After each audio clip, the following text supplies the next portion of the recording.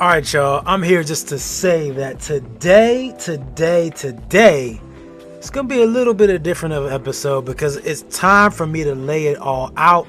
We're gonna talk about this year, the year coming up, the good, the bad, the exciting, the ugly, and all that. So let's go ahead and get into it.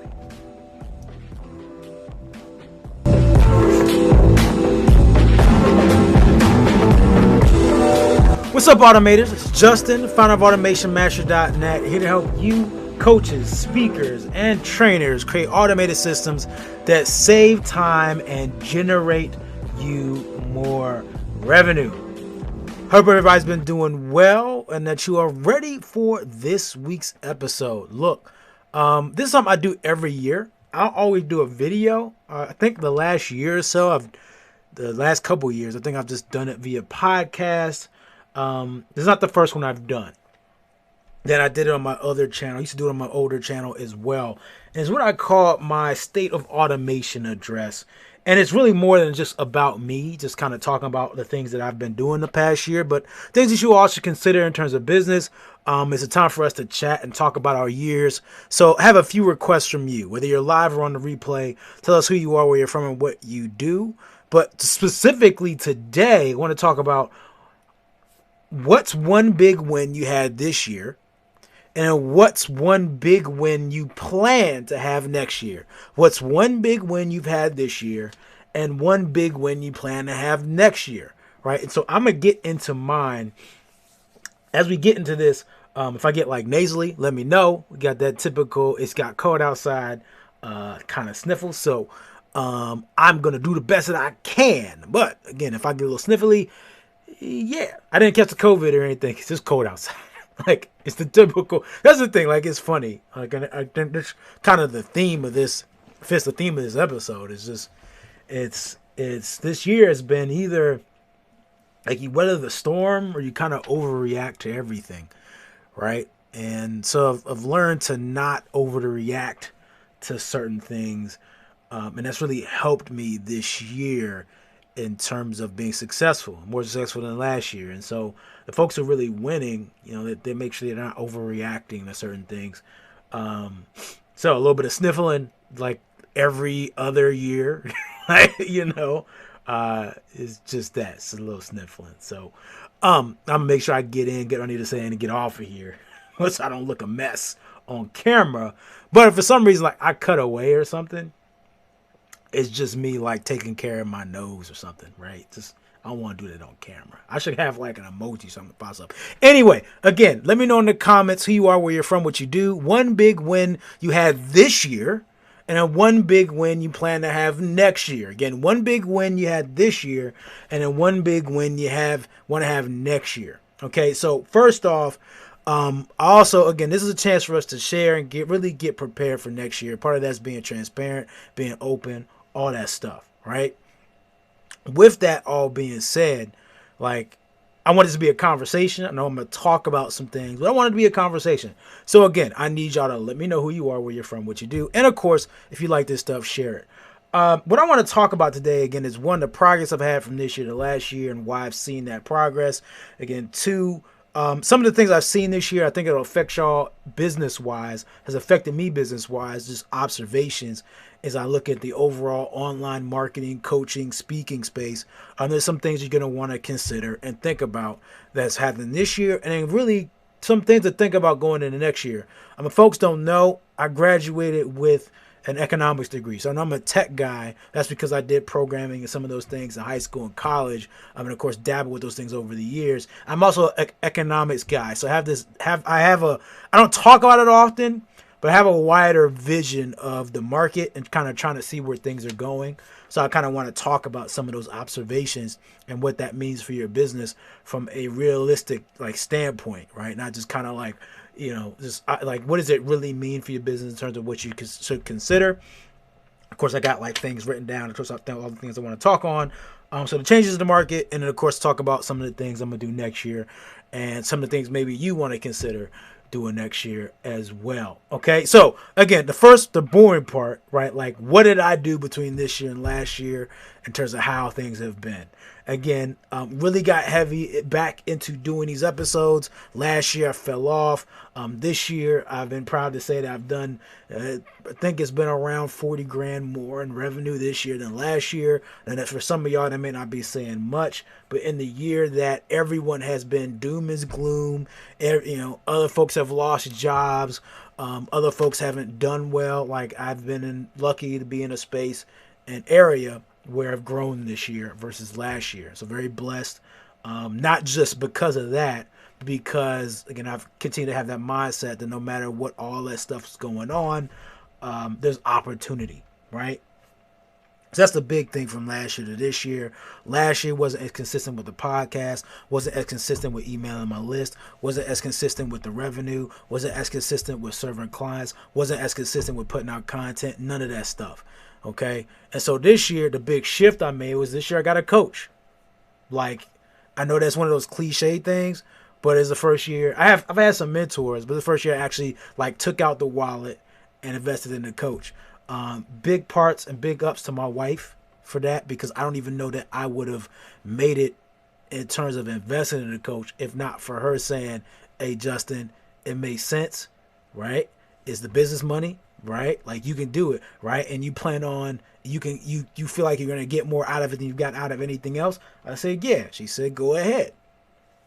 Like, why not? And so if not for that, again, this year wouldn't be what it is. So again, it's not just my success; it's my family's success, and I will put that out there.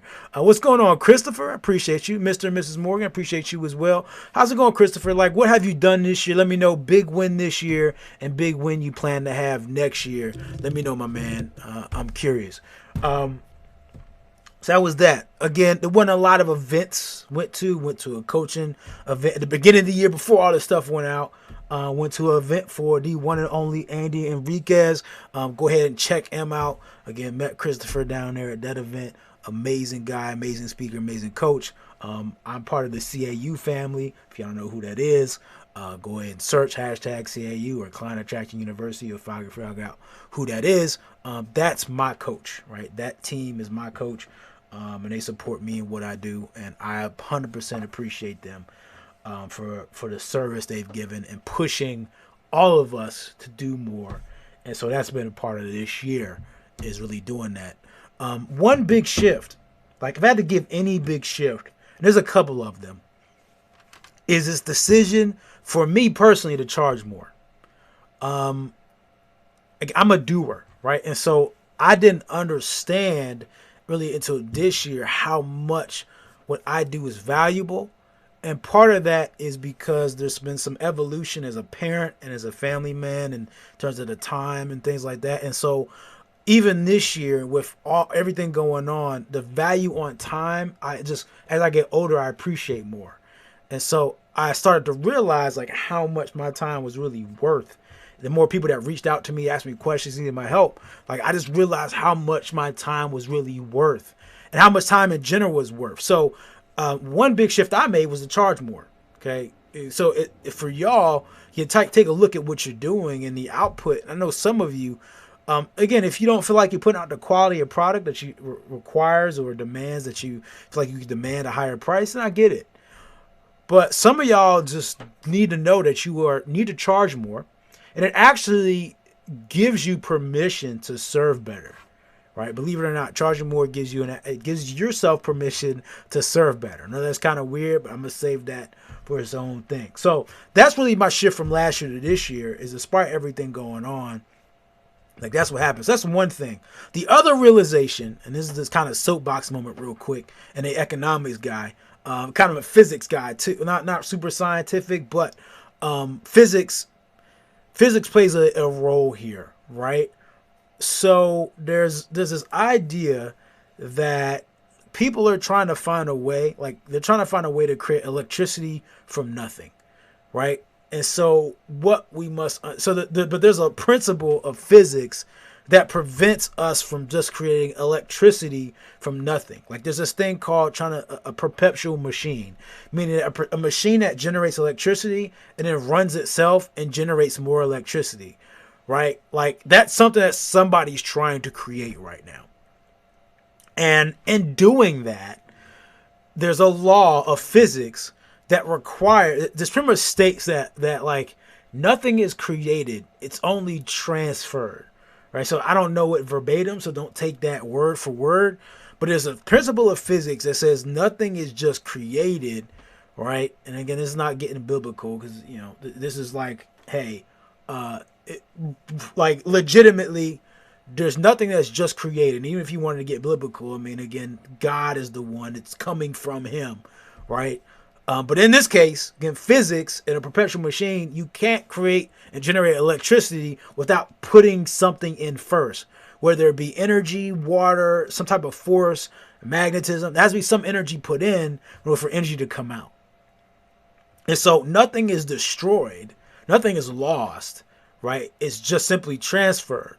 Okay, so it has to come from somewhere. And so that reminded me that in this time when everyone's worried about money and the fact there's this pandemic and people are losing jobs and businesses are going broke, like all this bad stuff, right? That people aren't really like the money. People have this idea that money is just disappeared. Like I've spoken to a couple people and then I've seen comments on other stuff. There's this typical comment is like, I don't want to raise my prices because people are all going through hard times and nobody has money. I get the perspective on that statement, but the fact that nobody has money is not a true statement. Now, what you must understand though is the money has shifted. So if you're a savvy business owner, then you understand that the money hasn't disappeared. There's nothing is created or destroyed, right? It's just transferred. And so the money went somewhere. And so when the folks are like, there's no money out there for me to generate business, like that's not a thing. That's not true. Like it's very false. The money hasn't disappeared. It is simply transferred and shifted. Now, where that money is gone, right, that's where we have to have a larger conversation. I'll kind of talk about that at the end of this. It's not about, again, the money disappearing altogether. Like, it's just shifted. And so you have to figure out, where's all the money going? Like, where's all the money being shifted to? You got to kind of think about that. Once you look at it that way, it changes your business. I say that in this time of COVID, like, businesses fail, entrepreneurs thrive. I'll explain that in a second. Businesses fail, entrepreneurs thrive. And I know that seems like very general, but stick with me here. Business fail, entrepreneurs thrive. Now, a business does not define the entrepreneur. An entrepreneur can have many different businesses, right? A business can fail, but an entrepreneur will always realize the money is somewhere and they will find a way to thrive. So a business owner, a business can fail, and entrepreneurs will find ways to thrive. And so what you must do is kind of shift your mind from being a business, again, being that restaurant who's just stuck on serving in store and that's all you do, to now it's like, all right, well, how can, as fast as I can, change this restaurant business to being something else that delivers, something else that offers, like there's this concept of ghost kitchens, things like that. The businesses that shift into the entrepreneurial mindset and focuses on now what's the new problem that can be solved continue to thrive. And so I'm lucky and fortunate, again, this is all making a point, is that I'm lucky and fortunate this year because I'm focused on automation, which is all online, right? The money went from being brick and mortar to going online. I'm sitting there pretty much waiting for the shifted money, right? And it's all there. I realized that, right? Now, is everybody else that fortunate? No. But I was fortunate enough where I'm already positioned in this space that is essentially required now, right? Like it's a required thing. So as we get into the themes of this year, and they've been kind of obvious. One, everything's virtual. Virtual summits, virtual coaching, virtual events, virtual training. Everything's virtual. That's a thing. So now you're seeing all these meeting softwares pop up, like left and right copycats, Zoom copycats, left and right. You're seeing funnel copycats pop up left or right because the market share that's available to them is now larger because everybody's at home trying to start a business, right? So the market share is bigger. So now you're seeing more supply in that market share. Now this is where my economics side comes out a little bit, right? So that's one thing that I'm seeing, and we've all seen. Okay, so that's one. Again, two, I just talked about the sentiment about how there being no money, but that's not the case. The money is just shifted, right? The money is just shifted. And so what you will see is now these businesses that are kind of in service businesses, like delivery businesses, things like that, there's more money in those pool of people. And so your typical customer who was initially just like either just a customer is now you can may want to look at yourself as B2B instead of B2C because there's a lot more. So depending on what the business is, there's a lot more money in the business. And this is kind of the unique label is stop looking at B2B as your typical business, but now finding some of these, these what do you want to call them? Solopreneur style, small business types who again, now it's kind of like their time to shine because they don't have the full-time job or there's less security to full-time job because of the coronavirus. Again, now you have B2B is no longer me trying to sell some bigger company. It's also, I got this increased pool of smaller entrepreneurs, folks who are working for not the Uber Eats of the world and the DoorDashes and kind of getting into delivery services, truck businesses, Amazon driver businesses that all, now they're signing up with Amazon as a company, not as an individual. Again, you're seeing the money shift into different spaces. And so now you have to kind of recategorize or reevaluate who your customer is, right? So that's the shift that I've been seeing in terms of where the money's available.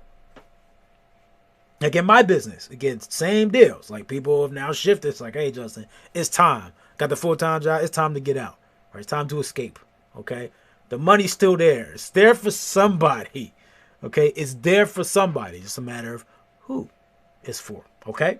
So those are the things I've really been seeing. In terms of closing out this year for me, so again, as y'all come in, tell us who you are, where you're from, what you do. Big win from this year and big win you plan to have next year. You can't see the whiteboard right now, but I want to close out this week with this month, 25K for the rest of the month. That's the goal. Plenty of time left.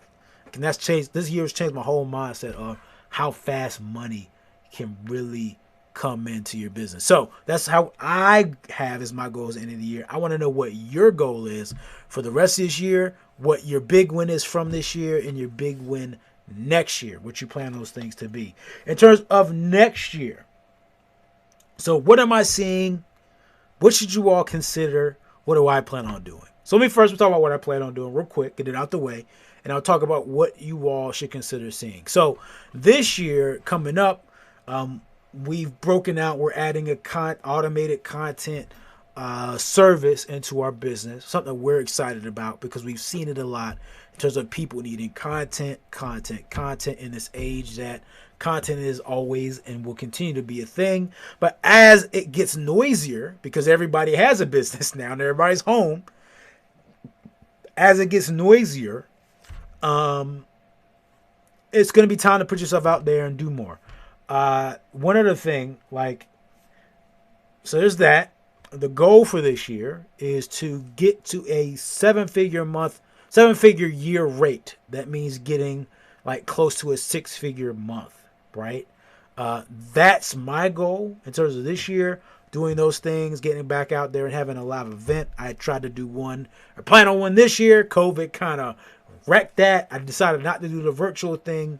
So that's the other thing is making sure I do an event this upcoming year. Outside of that, I want to hire a few more people. And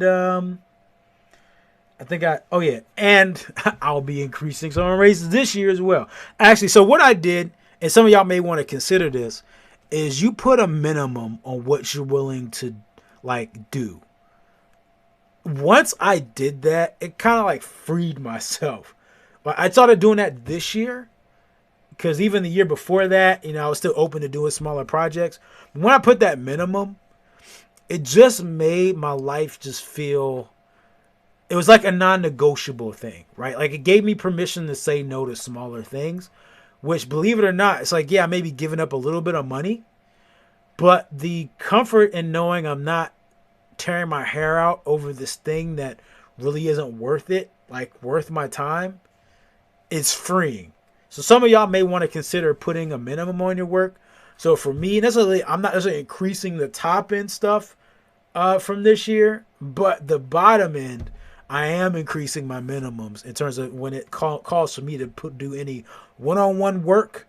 If I got to use my hands or give you my brain and my time, that minimum has changed and it has increased. And I am okay with that. Like 100%. 100%, 100%, 100%. Because if folks aren't for me and they aren't doing that or they ain't ready for my program, then that's fine. I just send you to someone else that I know. And I'm 100% okay with that. It's actually been working out very well, in my opinion, in terms of time and energy. So something that you may want to consider. This year coming up, in terms of events, depending on how this vaccine thing works out and other stuff, I would not be afraid of doing a live event, but I would make sure that you have a virtual plan, like as a backup. I wouldn't just eject from doing the virtual thing, especially at least the first few months of this year. Because we get to the spring and summer, then, I'm sure folks will then get back to doing some things in person, but that's just a consideration. So that's one. Two, I talked about it earlier, is you may want to make a shift from B to C to B to B, because there are more businesses available and people that need to have business-based services to help them as they go along on this solopreneur journey. There's so many people who got laid off and they've started a business, but they still need support because it's something that they just don't know. They don't understand. Two, be comfortable with your goal for your clients just being six figures, right? Like, be okay with that. Some folks want to get out there and they're like, yeah, I want to make them 8 figures. And it's like, not everybody you're going to work with has an 8-figure business. But that is okay. Because again, remember, the pool of business is increasing, which does mean the overall money that they will likely be available in that market will shrink. Like, it's just economics. Like, again, this is my economic side talking a little bit. Just because, again, I know that money doesn't disappear, but economics shows that money will go somewhere. And if your market, there's more people coming into it, there will be less money available. Like, as a whole, unless, so how can I put it? So if you're the average person, meaning not like in a bad way, I just mean like you average Joe. Your business isn't amazing. Your marketing isn't amazing. You're not taking over the world, but you're doing well. The pot available to you will likely shrink because there's a lot more competition in your space. You can still have a livelihood. You can still make money. Just be realistic about the money that's to be made. Okay? So that's kind of the economics way of looking at this upcoming year, is your expectations for your clients. Now for you, talking to you, if you're strategic enough, of course there's still always money available. Your goals are definitely attainable. Again, you just have to be realistic about what you're trying to accomplish and what market you're trying to accomplish it in. Be strategic and be smart, and you will make things happen. Okay? The other thing is, again, I don't know how the rest of this COVID stuff's going to turn out. Don't hang your business on the fate of COVID, right? Like, one of the things that I've always done, am always skeptical, is what in the market is going to disrupt your business today? What's going to disrupt my business right now? Right? There's already stuff in software that makes my job harder, okay? In terms of them promising click of the button things. So there's always that. There's always some other like Fiverr, Upwork person that can put my business in jeopardy because they're willing to take some low dollar, but again, their service won't be as good. And I can say that with like confidence, okay? But that's fine. But how can my business be wrecked? And I don't say that from a space of being like scared. I say it from a place of me knowing where my vulnerabilities are and knowing what my next move can be. If anything this year has proven is that you must live with that concept. How can something completely sweep out your business right now from under your feet? And how would you react or be able to respond thereafter? So for me, I already it's going to take a little bit, but I already know just the area I'm in, what my next move would be if this stuff just don't work out. I have an idea. It's not finalized, but I have an idea of what I would do if this stuff, I can keep my same brand and all that stuff. Okay. But I have an idea of what the move would be if I needed to make that market shift. So for you going into this next year, if anything has taught you from this year, how can you be prepared just in case something happens to your business? It may not be the virus. It could be a new technology, a new competitor. It could be the next Amazon. It could be the next Apple. Whatever it is, right? What is that thing that could possibly destroy your business? For my coaches and speakers, AI is coming for you, right? So for my coaches, AI is coming. It's coming for all of us. So if y'all don't think that's going to be an issue for you at some point, people can get coaching and mentoring from an AI program, you're wrong. It's going to happen, eventually. If people are willing to sign up for courses, they will be willing to sign up for a robot to coach them. That's based on experience. I just see it coming. It may not happen next year, but it will happen eventually. I'm calling it. It's going to happen eventually. Okay. So these are all things to keep in mind as we get into the next year. So again, that is my automation State of Union address. Many great things to come. Check us out over automatewithease.com. Automatewithease.com. Again, it is automatewithease.com if you want to check out and get our free training on how we automate our business. We'll be updating that too, as well as, again, we continue to build out our signature program. Again, I'm excited about that. Again, just continue to add on value, and more value. Are there any questions that you all have for me? AI is artificial intelligence. So any program that is set up to essentially start to think for itself, but it has the ability to learn. So it has the ability to take in input and learn and add on to its possibilities. So it does kind of think for itself. Is essentially the goal is for AI to be able to think for itself. So AI is a thing. It is coming. It is getting more powerful and more extravagant and more complicated by the day. Okay, so that's that. All right. Anything else from anybody? Any other questions? I always say that this is the best time. Sometimes, if you want any free coaching, right now, in this scenario right now is probably the best and closest you will get to getting a chance to get any free help from me, outside of catching me at some other event. So I would suggest that you take advantage if need be. If not, then all right, see. All right, if y'all have questions as y'all come in on the replay, please let me know. Let's go ahead and tag me. Make sure you tag me in those questions and I'll be able to help you. All right, y'all. I appreciate you and all that you do. I'm going to go ahead and we're going to call this one a wrap. I'll go ahead again. Go to automatewithease.com. Again, automatewithease.com if you need help automating your business. I'll see y'all next week or maybe even tomorrow. See y'all all soon. And as usual, treat each day as a building block to a better future. Peace.